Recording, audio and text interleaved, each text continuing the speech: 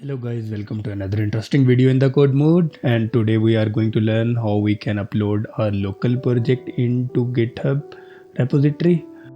So here is my GitHub dashboard. Let's create a new repository and I'm going to name it user authentication.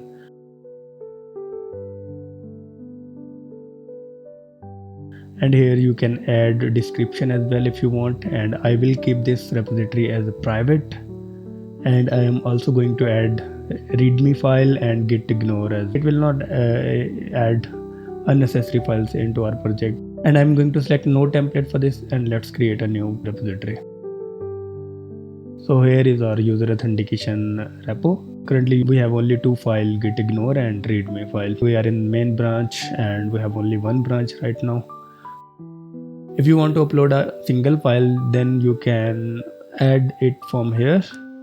But currently it's my full project, so I will use another simple way. If you want to see how we can implement user authentication in Nest.js, you can watch my another tutorial. The link for that will be in the description. And I am going to upload that project into GitHub repo. I'm going to initialize Git. One more thing, if Git is not installed, you will get an error here. Like Git is not found. So I have another video for that. If you want to install Git on your system, so you can watch that video. So with the Git status, we can see these are the files that are available in our current project, but these files are not included in git commit yet, and that's why they are showing in red color here. So if we want to add these files, we can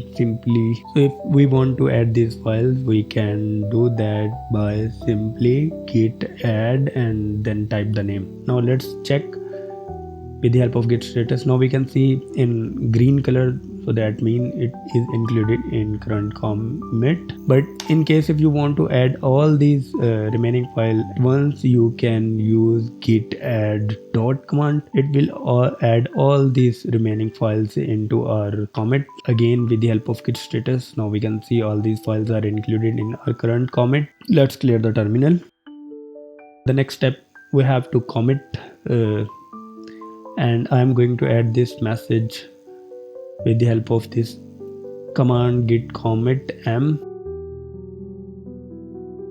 Alright, so all these files are committed right now and we can verify it from this. So next phase, we have to add origin into our local project. I will copy this address. I'm going to add this remote address with the help of git remote add origin.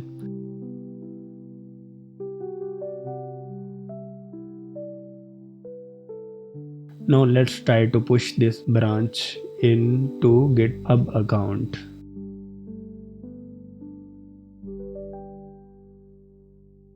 Alright, we can see invalid username or password authentication failed, and we are going to remove it with the help of access token.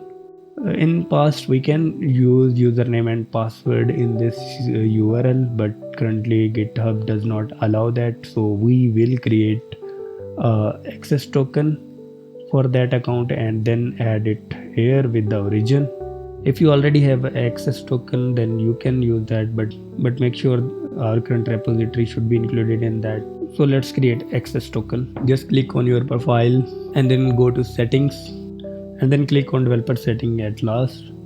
So here we can see personal access token. There are two types of access token, fine-grained access token and classic token. So if you want to create a token for a single repo, then you can use fine-grained, but now we are going to create a classic access token. So here we will provide the name for this token and I'm going to name it access token. So here, from here you can set the expiry. If you set no expiration, the GitHub will show a warning. And from here you can set the permission. I'm going to give all these permissions because I will personally use it. So if you want to share this repo and create this access token for them, you can manage permission from here. Now let's generate this token. So first of all, we will remove our current origin and then add a new origin with that access tokens, and then add it again, git remote add origin, and I am going to paste my access token after this before this GitHub, like here I will paste my access token. So let's try to push our code again. And main is the branch, so if you want to push into another branch you can change. All right, so it seems our current code is pushed into the GitHub and let's verify. Just refresh your browser and we can see our code. All right, that's all for this video. So if you want to see more interesting videos related to coding tips and tricks, so please subscribe to this channel to help us to create more useful content. Have a nice day.